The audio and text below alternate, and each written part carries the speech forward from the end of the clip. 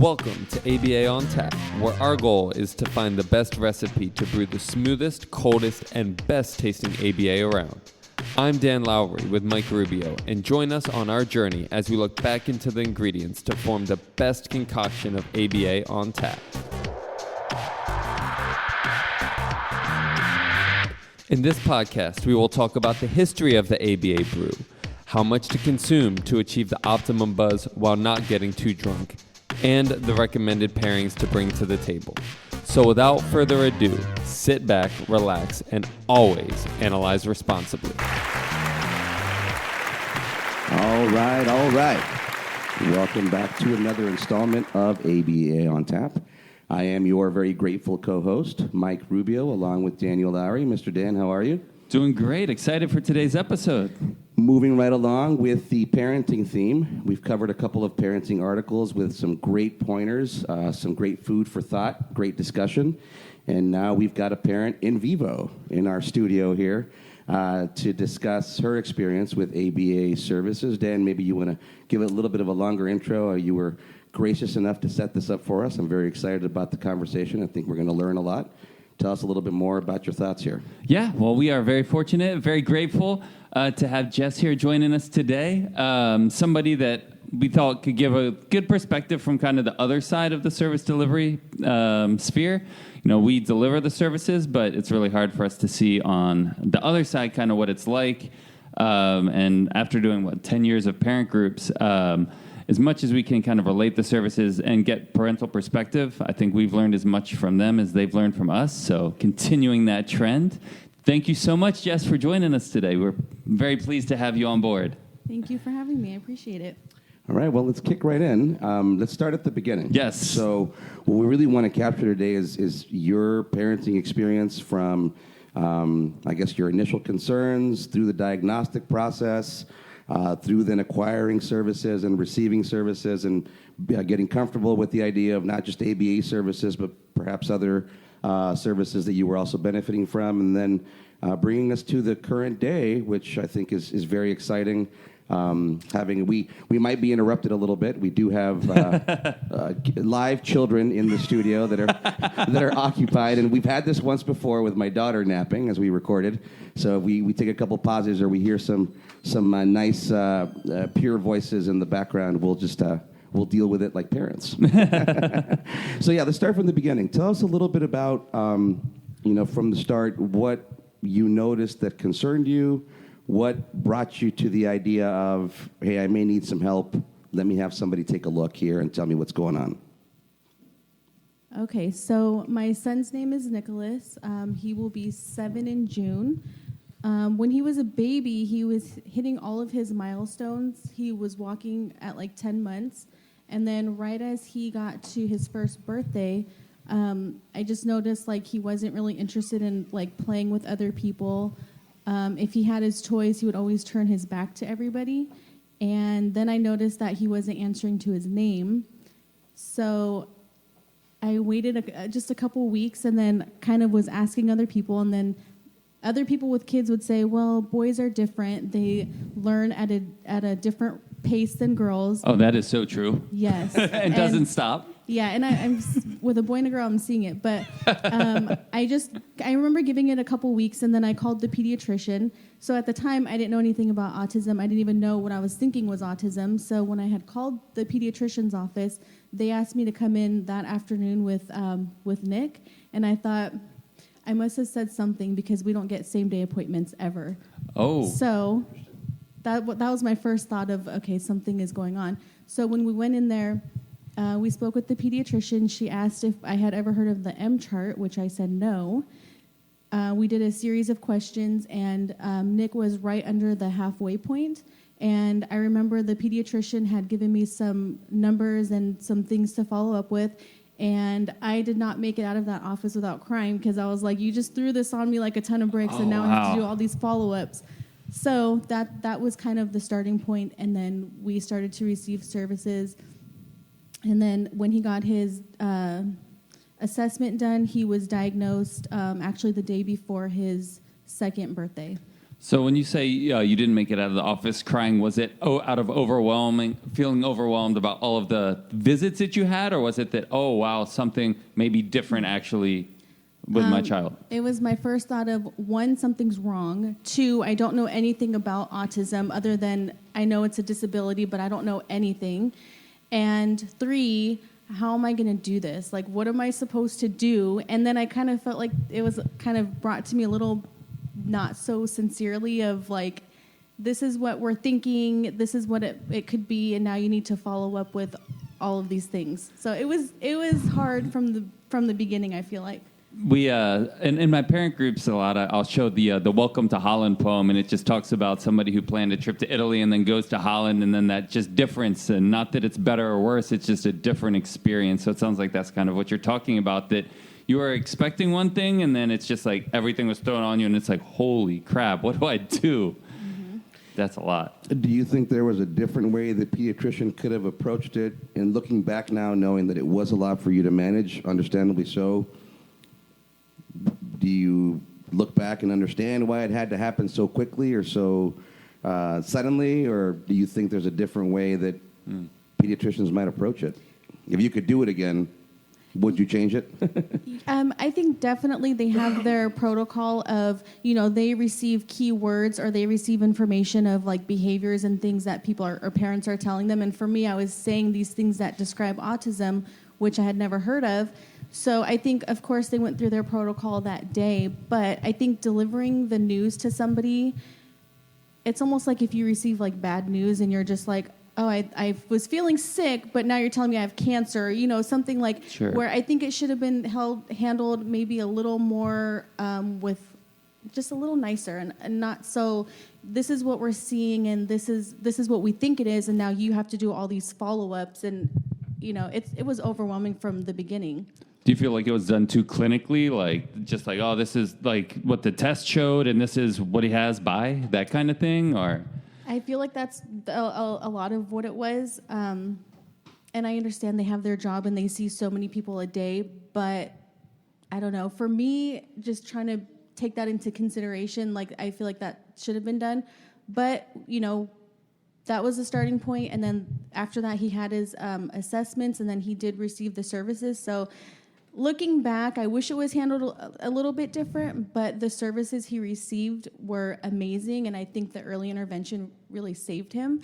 So that's tricky, because even in our field, like at the end of the day, it's a job for us, right? So it's not our life that is necessarily changed. But the client or the patient's life is changed significantly, and that definitely should be dealt with that level of sincerity and like empathy. I think that's super important. Well, and it's such a hard balance to strike, I imagine. You make a good point. There's a protocol. They want to do this quickly, and the more quickly they do it, the more they're going to throw at a parent who's now concerned about what they've seen and what they're being told. So that's certainly a hard balance to strike. Let's rewind a little bit. You alluded to the subsequent events. So you leave the pediatrician's office. There's all these follow-ups. What happens next after that initial visit? So we did a follow-up with one of the doctors. I can't remember her name, but we just had done a follow-up, and at 18 months, they were ready to actually diagnose him, and I was in severe denial, and I was like, not my baby, like, he's going to grow out of this.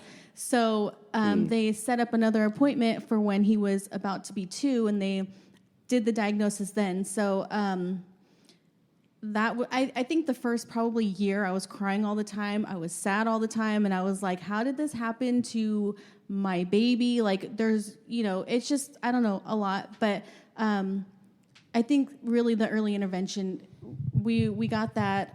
We received the ABA services. I think he started out around 4 days a week, and we had that for a while. It was 4 or 5. We had that for a while. The ABA therapists were amazing with him and consistent with him. So it was a good, I feel, overall experience. So you mentioned like I hate to bring it back to the negative, the negative piece, but how like emotionally draining it was for you. I know, Mike, that's one thing that you're looking at pursuing is the behavioral pediatrics piece, which we've talked about on podcast about trying to figure out if there's some ways that we can preempt that diagnosis, because that diagnosis does carry a lot of weight, which we've talked about.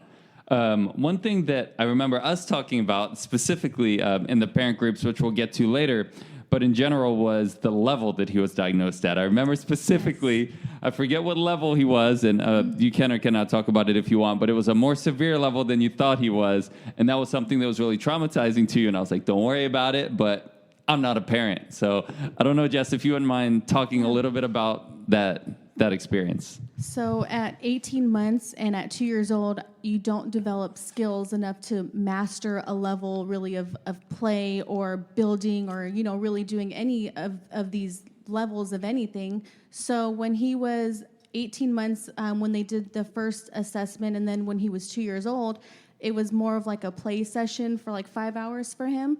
And they put him at like a level 2, and it was like a borderline 3. And I thought, this is not right. And I remember calling the doctor back, and I was having a whole conversation with her. And she said, I remember her asking me, what would this change if the diagnosis on paper was a level 1 versus a level 2 or a level 3?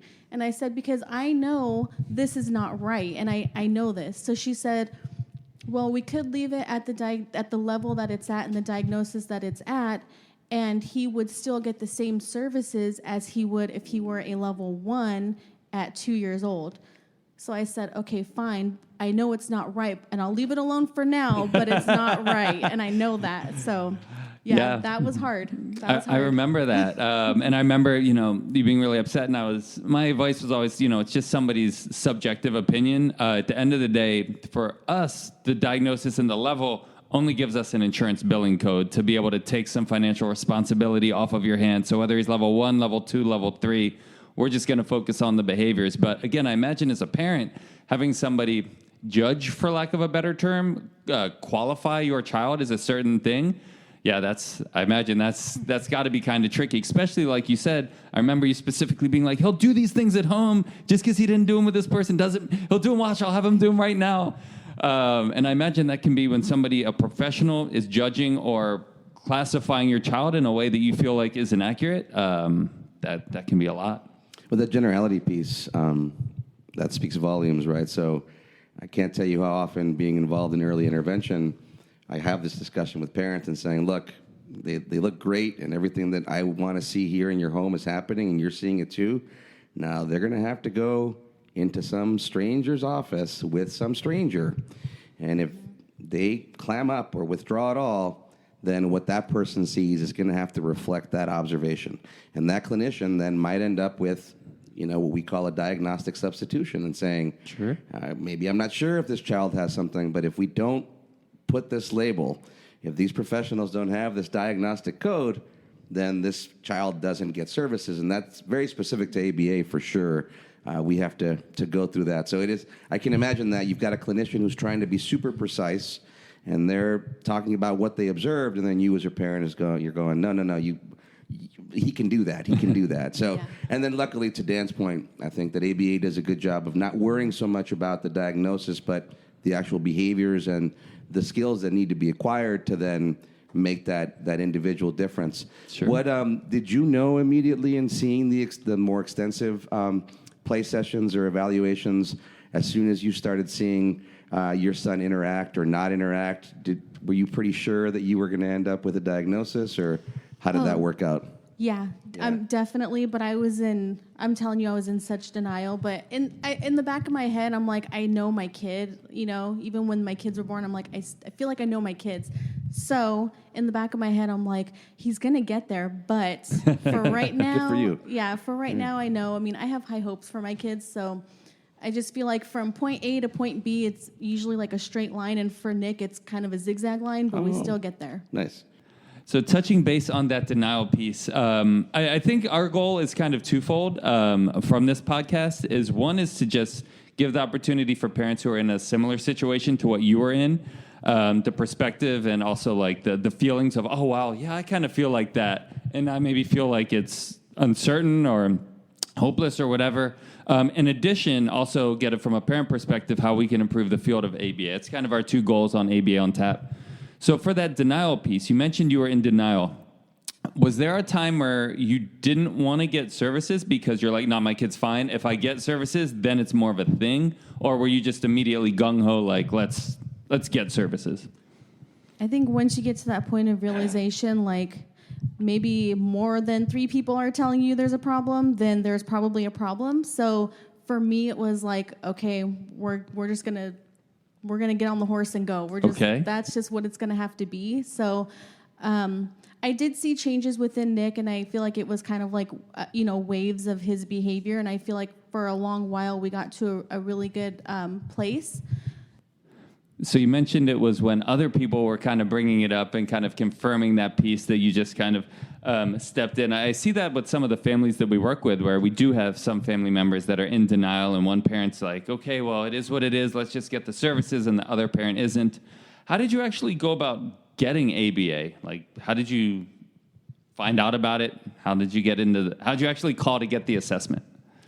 I think that was part of the resources I was given, and then through my employer at the time, we got linked up with, and I think actually it was through regional as well. Okay. I think I contacted them before, but we got set up and we started receiving the ABA. I think it was around 4 days a week, just because at that time Nick's behavior was a real problem.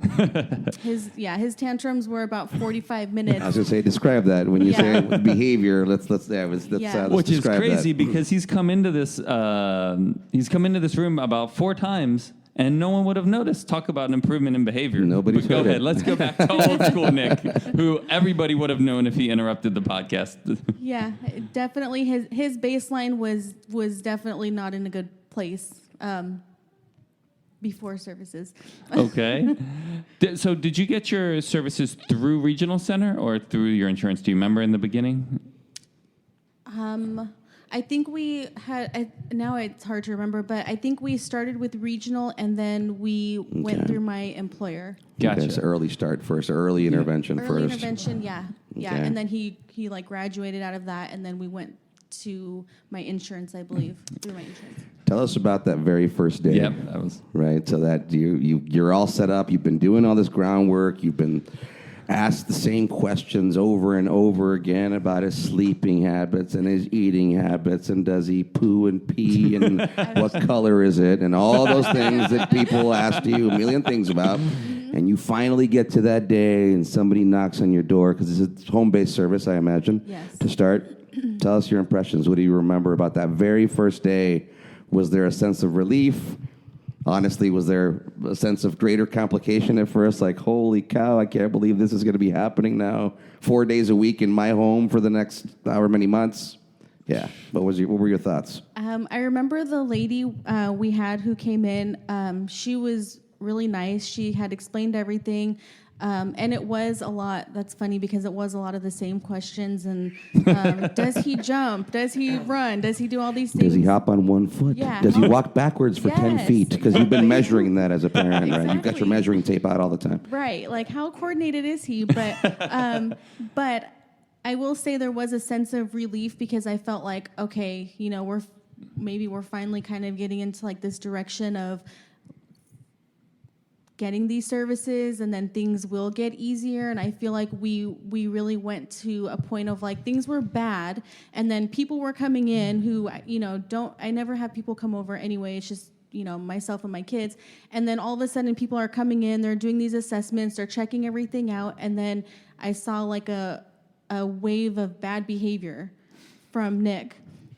And I think that it was just a change of, okay, now there's people here. Now they're here for a period of time. They want to come play, and I don't want to play with these people. Like, I just think it was a whole lot of stuff. And for a little bit, it became harder. And then we had a lot of kicking, we had spitting, we had biting going on for a little bit. And then eventually things got better. And then we had the waves of up and down a little bit, okay. and then kind of like, okay, use your words to say just a simple no thank you, and that will be fine, and then we'll all stop. So I think getting there was a challenge too, and realizing like once he started making sounds and then he turned those sounds into words and then putting those words together, and he realized like I can just say no and he'll stop. Like it became easier. Like I have a voice. It finally became easier. So it was challenging. These darn adults, I'm kicking, screaming, and they just don't get it that I'm saying no. I've got to say no, right? Was there ever a point where, because it was harder at first and easier, that you were like, no, this isn't going to work? I mean, what was that balancing point or that tipping point where you saw enough of a change or you felt enough empowerment with the service that you said, oh, okay, I get it. I see why it got worse before it got better? I feel like from the beginning I had done enough of my due diligence to be like, I'm going to research this and I'm going to find out, like, if this is your title, what is your job and what are you supposed to be doing? And when you give me information, what am I supposed to know and what am I supposed to read up on? So by the time we started services, I felt like, okay, it's going to be tough. I know that. And it's already hard. And if I'm going through hell now and we're going to get over this, then I'm just going to look forward to getting over this, hill of hell with him right now. And then, so I was optimistic and it was hard, but we're in a really good space now. So. Yeah, we call that the extinction burst, as I'm sure you know now, that we actually see that a lot with our clients as we come in and we make suggestions or things like that, and the behavior actually gets worse before it gets better. And I can see how that would be really counterintuitive for a parent to be like, you're telling me to do this and I'm doing this and now it's getting worse. You said from your research that helped you kind of trust the process. Was there, because you're putting a lot of trust into somebody you don't even know. Were there times where you were like, you know what, no, no. Or did it smooth out quickly enough where it was much easier? I think overall we had such a great experience that even if we had a bad day, it was still good. Okay. I only remember maybe one person or two people that maybe Nick didn't totally connect with, but overall, I feel that everything was amazing for him. Nice. Do you feel that?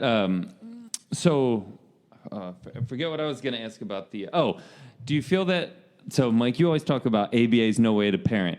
So, in the beginning, were there suggestions that were being made by either the case manager, the therapist, whatever, that were just totally counterintuitive to the way that you would parent, or things where you were like, wait, what? You want me to do this in this situation? Or did it all seem pretty intuitive?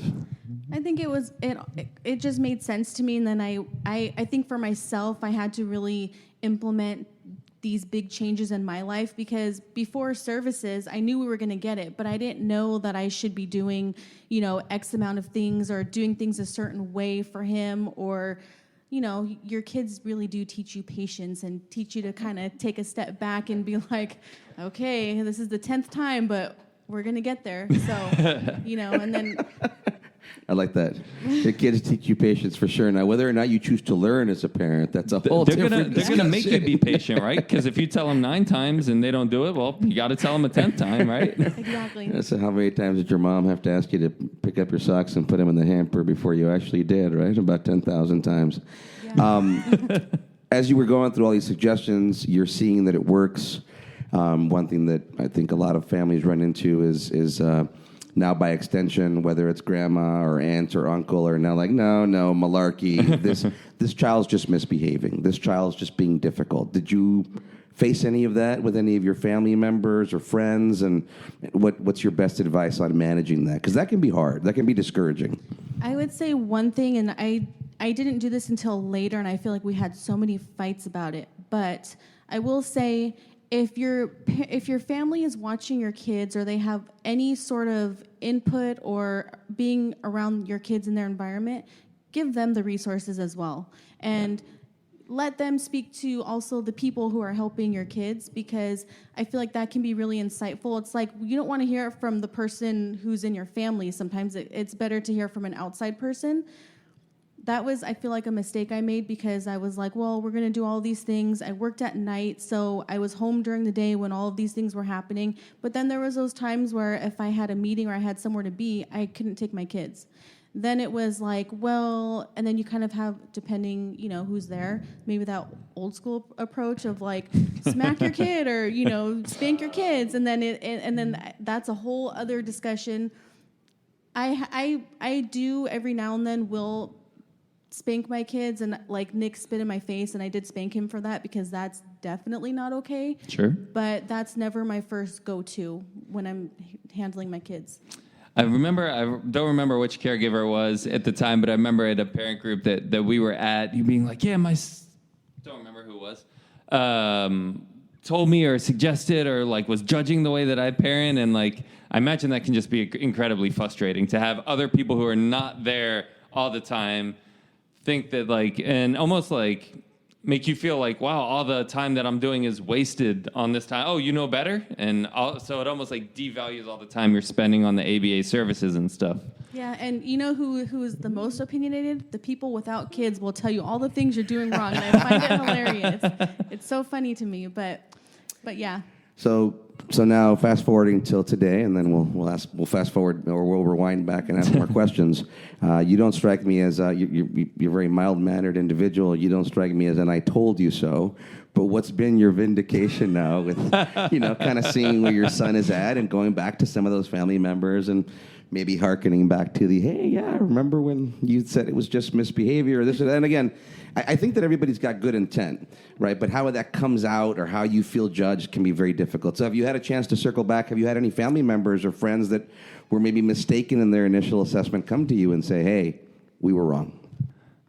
And Jess is a much better person than I am because I'm big on the I told you so's. So go ahead, Jess. I don't typically say it in those words, but I have had conversations with my family. I do have 2 older sisters. One of them does have kids who are not on the spectrum, but we have had conversations about Nick and his behavior, and I will always come back to how the early intervention really, I feel, saved Nick, and even the parent stuff, the parent classes that I was in, I feel like it saved me in a way too, because it was so stressful during that time. So, yeah, I haven't said I told you so in any way, in those words, but that's why you're a much better person than I am, Jess, because I would have had it. You feel it inside. That's definitely. the important part. Yeah, definitely. Yeah. Vindication, right? Yeah. How long were you involved in direct services? 3 years. 3 years. Okay, that's a Okay. That's a good progression. Yeah, not too long, not too short. That's a good amount of time. You bring up the parent groups, and I'll circle back to those later, but it's funny you talk about the stress. And I remember there was a core group in your parent group of 3 ladies, and it would kind of rotate each week because we would do it every Friday. And each week, it was like one parent was kind of on the verge of losing their coconuts from the kid, and the other parents would be like, it's okay, I was there. And then next week, it would be a different parent that was ready to strangle their kid. It was a great experience. Stressful, but looking back, we can laugh now. Absolutely. And we'll talk about the importance of parents supporting other parents, which, again, thank you so much, Jess, for coming, because, again, you're paying it forward. Yeah. No, again, we can't mention this enough now. A true testament. There are 2 live children in this studio right now, whether you hear them or not, because that's how well behaved they are. They're occupied. They're taking care of each other. Maybe tattling on each other just a little bit, which is very, very appropriate. Well, so we're doing well. She was concerned that her son wasn't talking enough, and now maybe concerned about some of the stuff he's saying, right? Careful what you wish for. From no speech to possible expletives. That's a success story, I'm pretty sure. Absolutely. You mentioned, Jess, the judgment that you felt like you got from non-parents. I remember I were in dad's groups as well, and one of the dads in my dad's group who has a daughter, I just remember this story so vividly because he was like, they had a townhouse at the time, and this was before he had his daughter. And he said there was another kid on the townhouse across the street that the kid would just be, wilding out, for lack of a better term, just, throwing tantrums. And he was like, I just judge this parent. And I was just like, you don't know what you're doing. Let me come over there and show you. And then when he had his daughter, who ended up being on the ASD spectrum, he's like, looking back, I realized I had no idea what I was talking about. And I have so much more compassion for this parent. So it's interesting how much... people that have kids are able to be more compassionate for those other people that have kids, which relates to our services because a lot of the therapists and even supervisors, case managers, don't have kids. So I think that's an important thing that it's weird to take advice about how to raise kids from people that don't have kids sometimes. I mean, we could put it in a more negative context, right? The idea that misery loves company. I'm not the only one. Tell us about that, though. What was that synergy like in those parent groups with Dan's description that you're sort of trading off who's doing well, who isn't doing well? How does that work for you? Is it helpful to hear that somebody else is in a similar struggle?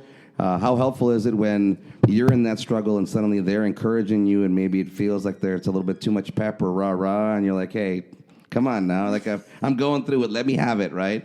How does that work? How helpful is that? I think having those meetings once a week with the other moms and then always having the same the same moms coming in, I feel like I developed a pretty amazing relationship with them. And I feel like we had kids about the same ages, so I think they were only within a couple months of each other. So one, that really helped. Two, I feel like if my kid was kind of going through something that was like frustrating, then they had already been going through it, or at some point we're going to talk about it again because they're going to also be going through it. Okay. So I think it all worked. It worked well. Sometimes the individual different, or that can be a basis for comparison that isn't comfortable sometimes. Did you ever find yourself in that spot where it was like, oh, my kid's not doing that yet, And how do you reconcile that? Yeah, I think for me, I was always hopeful, like, okay, they're all around the same ages and, we're going to get there. So I just always felt like through therapy and just kind of like, okay, kid, keep going, like he'll get there, he'll reach his milestones. And, I feel like it's always one day at a time. And sometimes during that time for me, it was just 1 minute at a time because it was just so stressful. And I feel like just so uncertain at the time. So we've come a long way. Absolutely. You mentioned that sometimes, too, having your parent or your family tell you to do something or you telling your family to do something, they're just like, nope. The whole reason that we started dad's groups, because so many moms would come. We did parent groups. We weren't, gender specific or role specific, but it would almost always be moms, as was the parent group that you were in, Jess. And so many of the moms were like, I told my husband and they won't listen. You got to tell them because I won't listen. They won't listen if I tell them. So I think there's a lot of other parents that support that thing that for whatever reason, even in my current relationship, there's a shutdown. If I tell my girlfriend to do anything, it's just going to automatically be a no matter what happens. There's just like a shutdown amongst significant others or things like that about implementing strategies and things of that nature. What do you think made the change for your family? So a lot of times, even as ABA professionals, we might inadvertently make the mistake that everybody's going to implement the strategy the same way. And what we end up seeing is that, I've gotten a lot better. I feel like looking at a family and saying, hey, Mom, you're going to do it this way. Dad, you're going to do it this way. Grandma, you're going to try to do it this way because that what do I know? I'm some guy that isn't a grandparent yet. So I have trouble with grandparents because they're set in their ways a little bit more. Was it ultimately replicating what you were doing that worked for your family? Did they find their own groove? What do you think worked for them finally to go, oh, okay, we understand what's happening and now we can fit into the situation as opposed to be sort of countering sometimes or being oppositional? I feel like it was initially really frustrating for my family because Nick's behaviors were so bad at the time. But I also think I kind of had the advantage because when I was working night shift, my kids were sleeping when I left, so there was only another adult there sleeping with them, and then I would be back home, so they didn't really know I was gone in a way. So I feel like during the worst of the worst, I kind of had Nick all the time, and I was the one taking him to all of his therapy. And I feel like at that point where things have kind of settled is when my family has stepped in more. So although it is frustrating for them, he's more mellow now, and they can kind of get like a little bit more stern with him. And that's kind of what works for Nick. And they don't implement so many things. I mean, in regards to like the ABA sessions, they weren't as involved at that point. So I think now it's just being a little bit more stern and, kind of that works for Nick. So with that, how much would you say was them understanding the strategies that you wanted them to implement when they were watching your son versus you coming to grips with the fact of, you know what, they might not do it the way I want to do it. I'm just going to tolerate it? Because in the beginning, a lot of parents are like, well, this is what they said in ABA and everybody has to do it, which ideally would be the case. But like Mike said, and you've kind of alluded to, that might not happen. So how much would you say is you being more patient, and how much would you say is them changing what they do?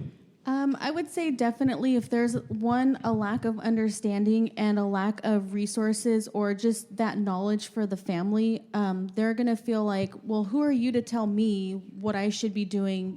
This is your kid and these are your sessions. Sure. You do those things and I'll kind of do my own thing. And I feel like that old school style of like having your parents around and helping, they're not interested. When I would try to give my mom a schedule or be like, this is what we're doing, she's like, okay. And I know damn well they're not following a schedule and they're not doing that. So I think it's harder for it's not part of the grandparents' job description anyway. Exactly. I think that's what it is. And, and if you have, I feel like people who are maybe less involved, but they're around, I feel like it's not, at least in my experience, it's more of like, well, we'll be here and we'll play with him, but that's not my thing either.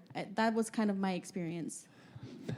One thing that you mentioned a little bit earlier, was that one kind of, we would call it pivotal behavior, but breakthrough was when Nick was able to say no. And other... Say it? Did you want to say no? You want to say no? Yes. Oh. Yes or no? That was a little, almost a guest appearance. Yes, we have a guest appearance here. You want to talk? No. Oh, okay. Well, he there said we go. no. We got Perfect. our no. There you go. Okay. Historically, and this is something that we've always prided ourselves on, is the assent piece or acknowledging. Historically, ABA was very compliance-oriented in that if a kid says no and we give an instruction, well, we got to follow through with the instruction because we gave the instruction. Or something that, Mike, we've always talked about for a while, and something we're a huge proponent of is if the individual says no, then we're going to honor that no. I guess two questions that I have for you, Jess. One is, did you ever have the more compliance-based ABA where it was like, no, if we say it, you have to do it? And then, well, that's the first question, and then I'll get to the second one.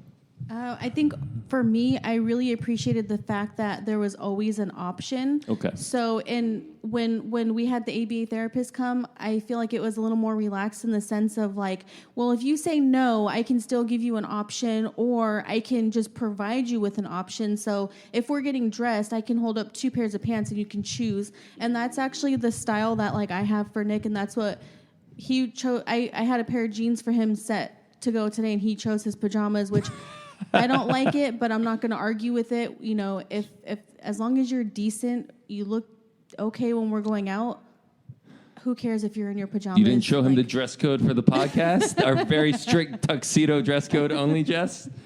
We have to capture this moment here. I need to rewind this. This is like a highlight moment.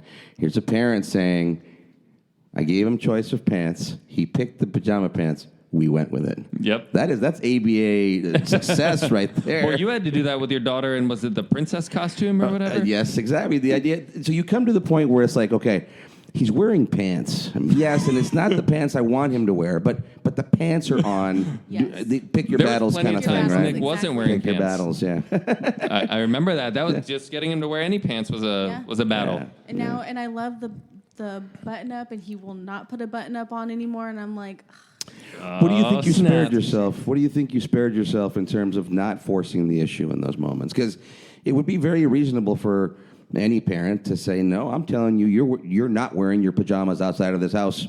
And then suddenly you're tied up and arguing with a 3-year-old. What? exactly. And that's the reason why, if it's not that serious, I'm just not going to worry about it. If I'm asking you to take a bath and you took a bath and you're clean, then who cares if you're wearing the red pants or the blue pants? Like, I don't really care, actually. So as long as you're dressed and we're okay to go out, I'm not going to stand here for 20 minutes and try to tell you to do this, and now we're running late because we had a fight about a pair of pants. Like, just saying it, I feel like just sounds silly. So I don't really care that much. Well, it always sounds silly when you step outside yourself, right? But when you're in the moment, and this is even as a RBT, like we said, these contingencies, right? These first thens Remember, I've talked about waiting an hour and a half for a kid to eat a strawberry. Seems ridiculous now when I say that. But when you're in the moment, you're like, no, I've said this, and they have to follow through, right? It's something to always consider, to always be in the best mental state. So transitioning to that real quickly. That was what nicely do you do, done, Mike, sir. to always stay in the best mental state? And something that our friend Jess, Jess. who probably operated for 3 years on 3 hours of sleep a day, may have well benefited from. Well, and I don't know if this is magical enough to help your mind work with insufficient sleep. However, I do want to talk about a little routine that I've adapted for over a year now. I'm really glad to have found them and that they found us. But as a parent, things get very busy. Things get very tense. You've got work. You've got drop-off, pickup, transportation. You've got projects that you're doing alongside. Here we are sitting on a Sunday afternoon doing a little bit of extra work along with each other, and that can be very, very mentally draining. So the idea that you might need something in addition to your cup of coffee to keep you energized, to keep you in a good mental flow state, that's where this comes in. So what I'm talking about is Magic Mind.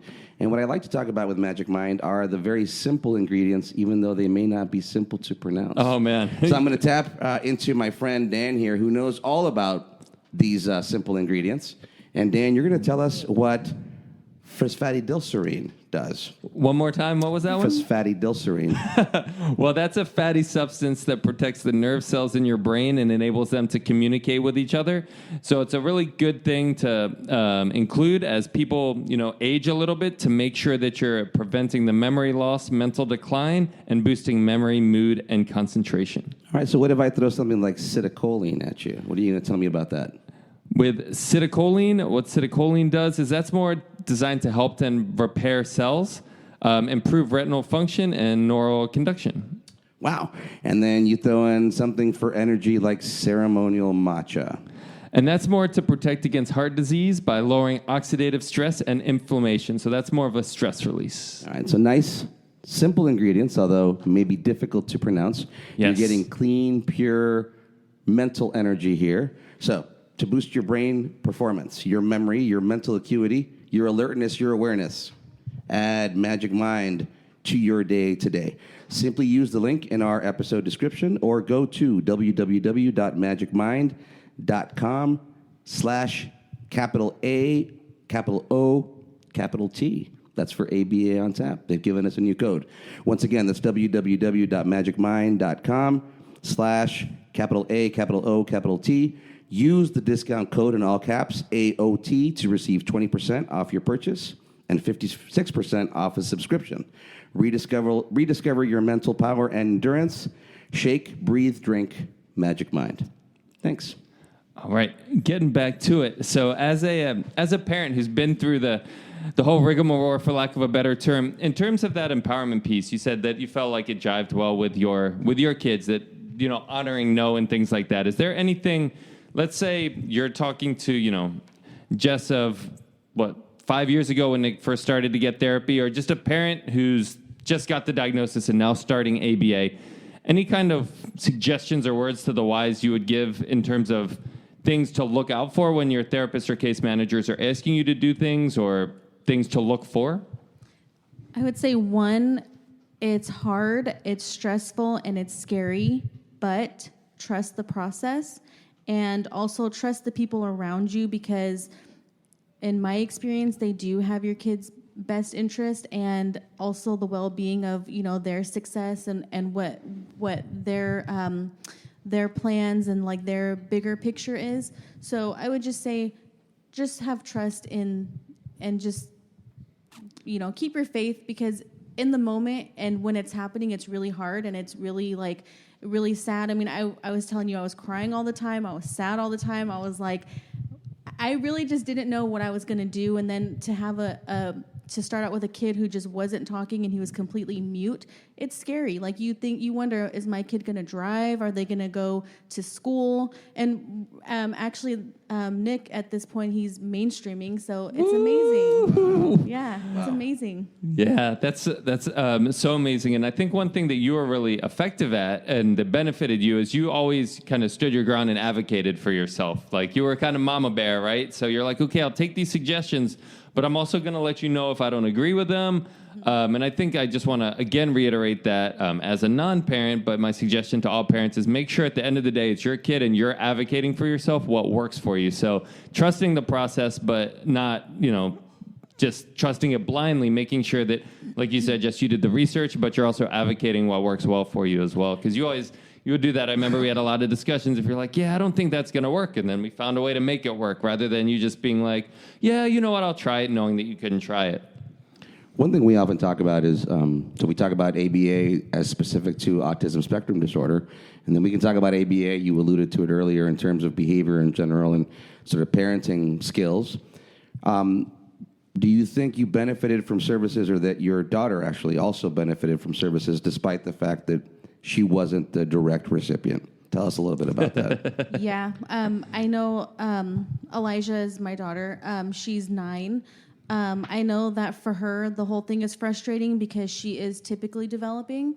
And I think for her, it's kind of like, well, if you say we're going to do these things, why can't we just do it? For her, getting from point A to point B, like I said earlier, it's a straight line. And for Nick, it's a bunch of zigzags. We're going to get there. It's just going to take some time.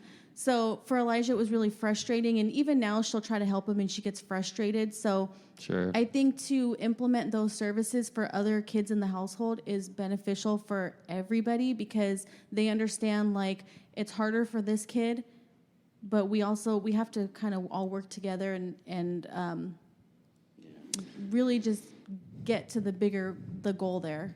That's tricky because we always say, ASD isn't an individual diagnosis, it's a family diagnosis, and it affects everyone. You've talked about how it stressed you out, and Elijah as well. Elijah has a lot of personality, and I imagine, as being one parent, the primary caregiver, there's only one of you to go around. And a lot of times what happens is all the therapists, everybody's there to see Nick. And I'm sure that, Elijah did a lot of, say, attention-seeking behaviors and stuff like that, where she's like, well, I want attention, I'm over here, right? I want a lot of the attention, and I'm sure that created a lot of frustrations. So I don't even know exactly what my question is, but that's my thought process, and kind of living it vicariously is how would you recommend for families to prioritize or to make sure that they're mindful of everyone else in the situation in addition to the child that has autism? I feel like from the beginning, like I made it pretty clear, like I do have these 2 kids and we need to kind of, I know Nick is the one, as you said, with the diagnosis, but implement things for both kids and really let them understand, because when Elijah was 4 or 5 years old, she just didn't know that somebody was coming over to play with Nick. She felt like, why can't I play, or why can't I be a part of this? So just having her understand that and just kind of putting it in like kid terms, I think was helpful. Also, like Elijah and I, people might judge, but we go on dates. I'll keep her home. I don't know who would judge that. I'll keep her home like one day a week from school, and we'll go do what she wants. So she just had a birthday. We went and I don't like sushi, but we went to a sushi restaurant. She wanted to get her nails done. We got her nails done. She wanted to go buy an outfit. So there's like little things I'll do for her to like let her know, like, hey, it's not all about him and it's not all about you, but we can take our time together and we can spend that time together. And it's just, we call it our girls' day, and we'll go out and we have a good time. That's so awesome. It's so important, too, because otherwise that's going to manifest in ways that are going to impact your sanity a lot more. And I know there's been plenty of times where her behavior has been more concerning than Nick's behavior, right? Yes. And driving you crazy. It's not the ASD thing. It's just a kid thing. Mike? No, I was going to say, just what an amazing parenting advice you're lending there in terms of just striking that balance. And certainly when your child is receiving services, because that can be very overwhelming. There is a great deal of focus, and I think when we get it right is when we realize that there's one person with a diagnosis, but an entire dynamic or family dynamic that has to receive the services. So I imagine that with your services at some point, it was a little bit more inclusive. I know that having been doing this for a long time, at the very start of my ABA career, it was a lot about exclusion. It was a lot about isolation and training Mom these can't skills. be there. Definitely sister can't be well, there. No, because we didn't want to deal with all the excessive behavior, and that allowed us to deal with that a little bit better, which I think is very erroneous. We won't get into that now. But I imagine then with Nick's progress, then the services were able to become more inclusive. So suddenly both of your kids and you and the staff are playing in one situation. How did that feel to realize you were at that level? How does it change the scope of services? Yeah, give us your impression on that. I think it just showed the steps forward we took, because one, it made me feel good that people were like, okay, this is a job here and we're here to do this with Nick, but we can sit down and color with Elijah as well, or have her, kind of be involved in it. So that was the one thing I always appreciated about it, is just kind of letting everybody know, and it was just kind of okay from the beginning, which I felt was good. Two, I feel like if it would have just been a one-on-one with Nick, and then kind of getting out of services, and then he's with Elijah, for me, I feel like it would have felt different, just because Nick was receiving this really structured kind of play and services, and then Elijah's coming in, and she didn't need it, but I don't know. It just was it feels like it would have been different. I don't know. I'm trying to articulate that better, but that's tough. That's confusing. So, but overall, I mean, I think Nick it was all a really good experience. So, nice. Yeah. Good. You mentioned that you prioritized, Elijah at times that you didn't have to be with Nick, whether he was at school or something. You went on your dates or your hangouts or stuff like that. One thing that I was a big proponent of, and I was kind of on you about the best that I could be, because if anybody has a lot on their plate, you talk about a single caregiver with 2 kids who also works and provides and has to take their kid to ABA therapy. Again, I joke, but remember you talking about getting 3 hours of sleep a night. You would come into parent group like I was lucky to get 3 hours of sleep a night. But one thing I was always on you to the best that I could be was take care of yourself. Prioritize, whether it's getting respite, some sort of babysitter, something like that. Remember, finally, you were able to take a trip to Temecula, which you were like, oh my God, that was amazing. I don't know if you found ways to do that better as you've continued to either change your work schedule or things like that.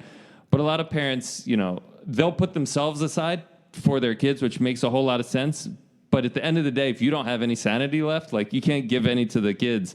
So can you speak to that at all, about the importance of taking care of yourself? I guess in the beginning I know it was super difficult for you, so I don't even know how you were able to find any time for yourself. And I haven't talked to you in a while, so maybe you still don't. I don't know. Hopefully you do. And how you were able to find some time for yourself, hopefully, or go about that.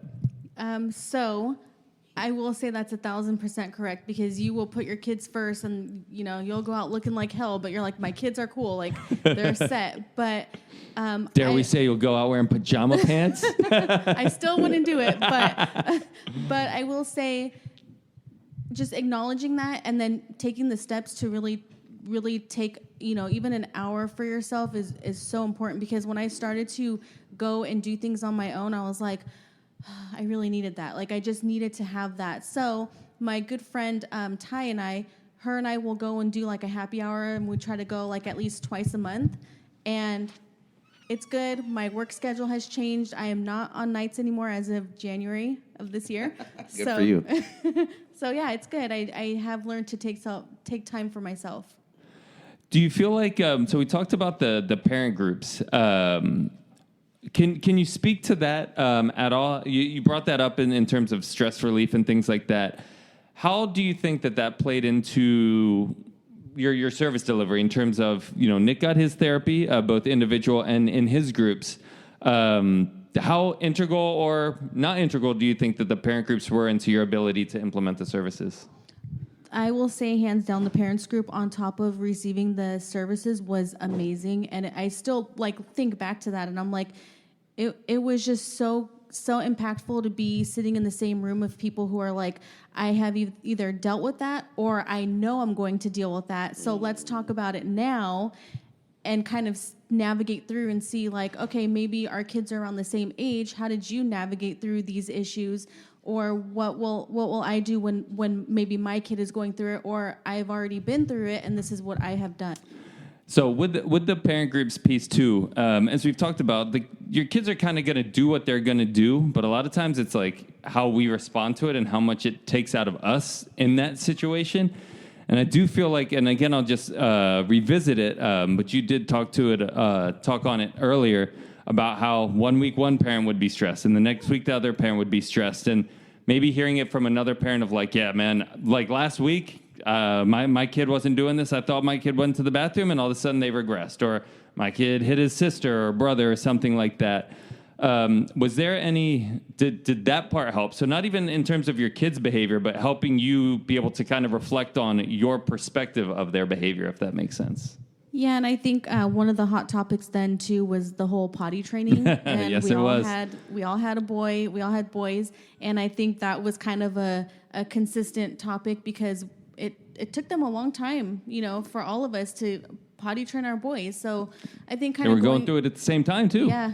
So I think kind of having that, and I think it's just the understanding, and then everybody being able to even offer just their own experience of everything, how they navigate through, and then even providing each other with resources, I thought was so beneficial as well, and what really works for those families and how they kind of overcome things. Okay, go to a different room. Folks, not sure if you heard that here, but we're still live, and again have two children in the studio. We're doing well. They're managing however they can. Are we good? We're good to keep going, to keep rolling. Okay. And again, we're glad to converse as long as people are comfortable or have time, sort of in trying to guide us toward a certain wrap up, and not asking the most final question here. But given your experience in general, and thinking about everything you've been through and where you are now. And more importantly, understanding how daunting and scary this might have been at the beginning.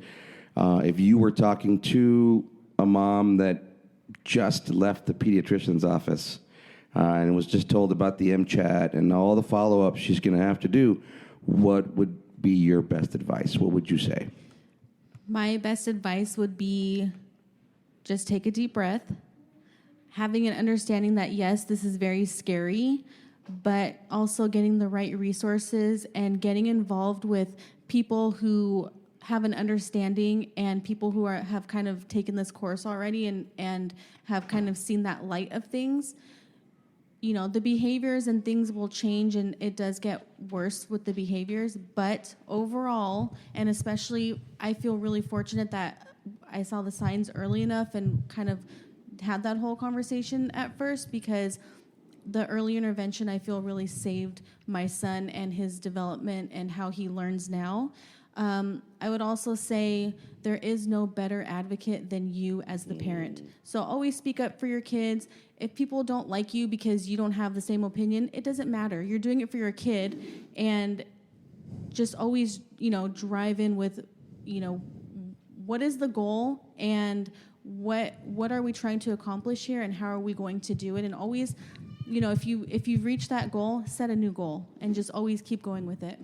That's an important, I think I could even say growth that I saw in the groups that we had that lasted probably a couple of years, the not caring what other people thought. Because in the beginning, it's that judgment of, do other people care? Am I responding right? Like if I do this out in public, then at the end it was like, no, I'm going to do what I think is best as the parent. And at the end of the day, I'm the one that has to answer to it. I don't have to answer to any random stranger or anybody who's judging me. And actually, I would say that I would feel really embarrassed, or I would feel like, oh, this person's looking at me and they're judging me as a parent, but you don't understand the diagnosis that my kid has and that we've kind of been going through this. So for me, initially, I was like, I don't like to go out because people will pass. I know they're going to pass judgment because I know my kid is going to act up. But now it's like, okay, we're just going to take a timeout in Target, and if it takes us 10 minutes, I don't care. You can look at me, you can give me a dirty look. At this point, it's no sweat off my back. I honestly don't care that much. So, yeah, we've made progress. Yeah, absolutely. I do have one other question that I wanted to kind of revisit. Again, something that we talked about a while ago. But I believe Nick came to our social groups before he went to any school, right? So it was the first time you dropped him off. Yes. Can you talk about, because I believe that was one of the gradual separations that we actually trialed with your son and a couple of other clients because historically, right, it would be like drop your kid off and then run out the door and we'll shut the door and then the kid will scream. So can you talk about kind of that experience about basically dropping your kid off for the first time and what that was like? I will say, knowing he had the diagnosis and we did treat it like school, kind of knowing like, okay, he might have days where he doesn't want to be here or he wants to come back with me. It was nice to know that the staff were so understanding of that, because I know, like, you know, I would come up and then kind of say bye to him and leave, and it was a transition for him. The only person he ever hung out with was me and Elijah, so I feel like it was a transition, but I feel like it was a good transition. It was fun for him. He didn't go to school at first and then like get kicked out because of his bad behavior. It was a fun experience for him, so I think the transition to go into real school made it easier for him. All right, so we've covered a lot of ground today. Jess, we want to thank you for your time. I think we're pushing the envelope here, so they've been very well behaved, but it might be time for the adults to wise up and realize it's time to wrap up and wind it down. But to end, we have added 2 very special guests here to our crew that are now sitting and attentive.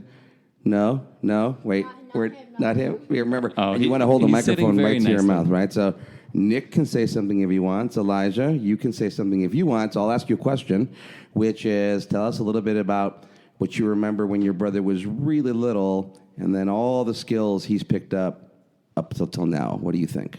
I feel like he kind of grew halfway. Kind of grew halfway? Yeah. Halfway. Well, halfway is better than nothing, right? Yeah. Okay, good. Can he do anything now that he didn't used to be able to do? Oh, yeah.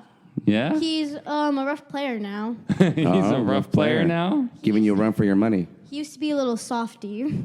Yeah. Right. We call that self-advocacy then, right? Awareness. And he's kind of the opposite of me because he's the cheap person. Because he's a cheap person, and I'm the expensive person here. Ah. Well, your mom's okay with that. Yes. And he smiled when you said that. Yeah. You know, so sure, Nick.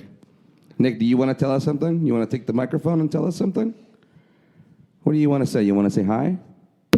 Oh, okay. You don't want to say hi. You made a nice sound, though. That's okay. That's all right. Yeah. Well, Mr. Dan, we thank you, Elijah, for your insights. Again, thank you, Jess and Nick, for your time. Wait. Can I add one more thing? Yes, you can add one more thing. So when he was little, he used to be a crybaby. A crybaby. And now? And now? Did he learn other ways instead of crying? Like talking? Okay. Telling you how he feels? Yeah, and he used to be a softie, but now... Softy means physical, and when he tells you, Elijah, stop doing that. Well, I would just still continue. Like, because, like, for example, if I'm chewing gum and he tells me to stop chewing gum in my room, I'm not going to stop because it's my room, basically. He doesn't own my room. It sounds like you two are communicating just fine. Yeah. All right, well, it's been a very invigorating experience. You got more. Keep going. One more thing. And sometimes we kind of get along, but most of the time we fight during the day. Well, that sounds very regular. That sounds about right. Sometimes we have to be separated because my mom can't handle it. Sometimes we drive her crazy. She seems to be doing okay. All right, she does better than I would. Okay. Thank you, Elijah. Later, can I say something else? I think we're done for now, but we'll play later. Yeah. Thank you, Elijah. Well, anything else to wrap up, Mr. Dan? No, I think that's a great... Jess, thank you so much. It's been an absolute pleasure to have your perspective. Maybe we can have you on again. But yeah, just hearing it from a parent, I'm sure so many parents will glean a lot from it. So thank you so much for your perspective, Jess. It's been a pleasure. All right, you can say one more thing, Elijah, but you have to repeat after me, okay? It's our closing line. Are you ready? Okay, sounds good. What we say is, always analyze responsibly. Always analyze responsibly. Cheers. Perfect. Cheers. ABA on Tap is recorded live and unfiltered. We're done for today. You don't have to go home, but you can't stay here. See you next time.